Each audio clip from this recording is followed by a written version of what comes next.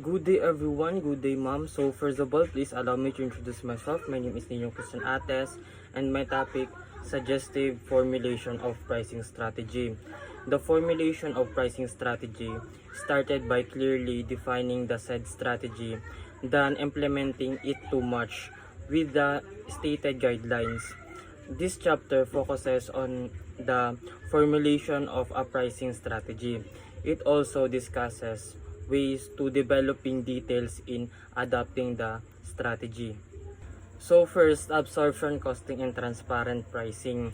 To create a pricing strategy based on the full absorption method, which is called transparency pricing.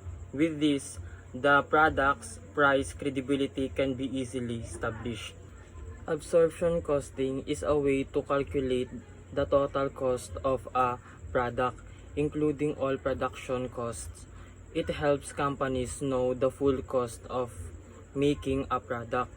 And transparent pricing, a pricing strategy where a company openly shows how the price is determined, build trust with customers by showing fairness in pricing. Absorption costing is about how company calculates costs internally for production. And transparent pricing is about how company shows the price to customer to build trust. The goal is to ensure the price reflects the full cost of production, so customers can understand the value and fairness of the price. With the full absorption pricing, every single cost associated with the production and delivery of a product is absorbed into the final price. Include na dito yung direct cost pati indirect cost. So direct cost, dito na yung raw materials, labor, and other expenses directly tied to producing the product. And sa indirect cost, overhead such as rent, utilities, and administrative expenses.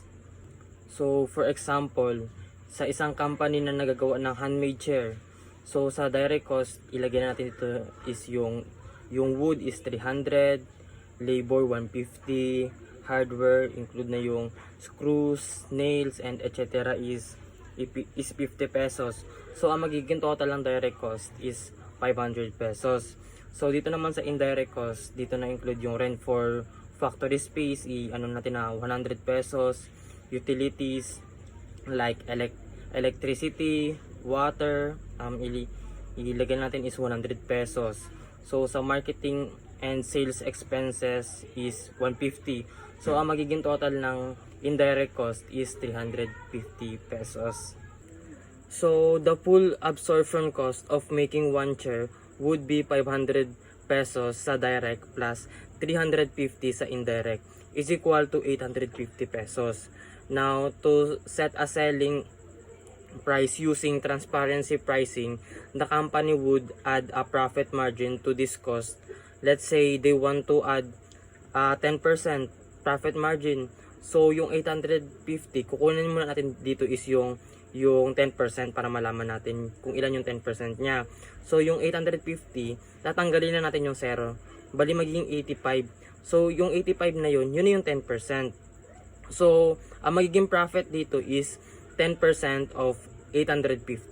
So magiging 85 plus 850 is equal to 935 pesos. So yun yung magiging total ng one chair. And next, application. Finding the best product that is very feasible to use the absorption pricing strategy is very complicated since the current market is already shifting with the more definite and promotional type of pricing strategy. However, there are still companies releasing using the same pricing strategy to procure the transparency for each of their customers. This type of product provides a detailed computation and production cost of their product or services offering. So, for example, sa isang company na nagbebenta ng damit, gumagamit sila ng absorption pricing strategy para siguraduhin na makikita ng mga customer ang tunay na halaga ng kanilang serbisyo.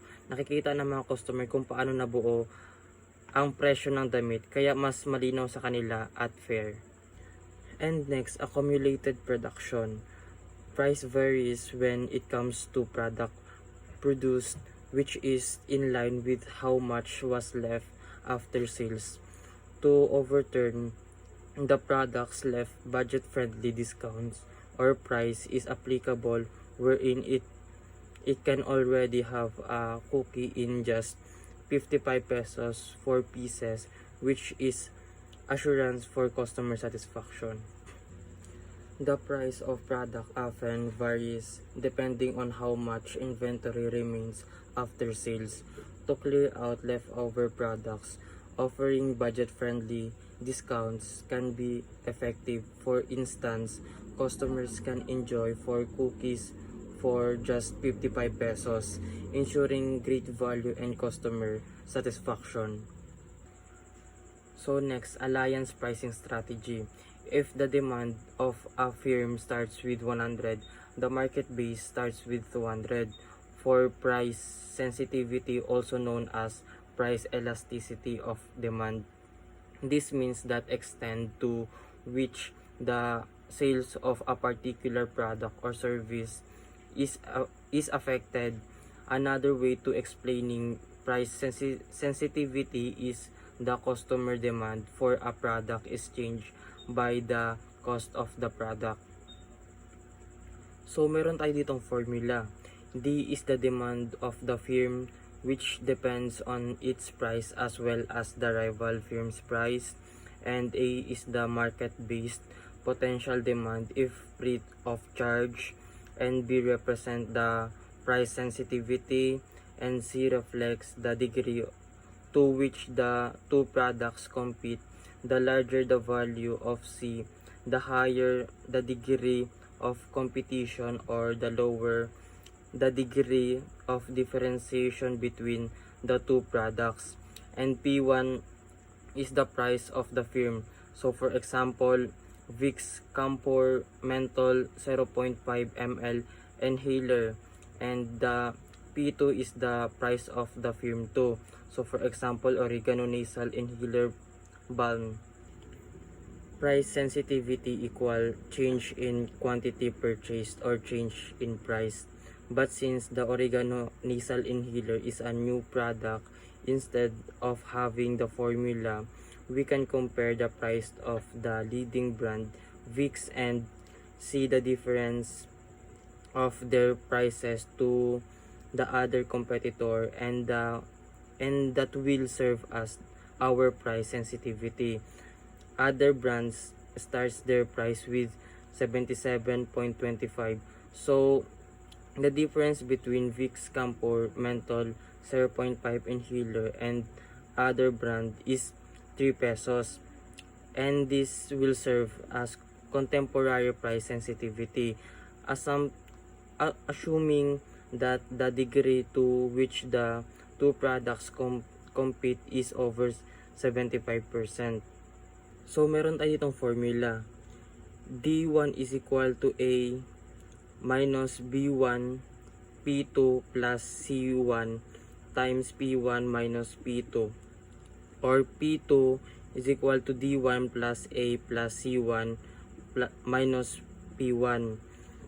And given the value of D is 100, A is equal to 200, and B is 3 pesos, and C is 75%.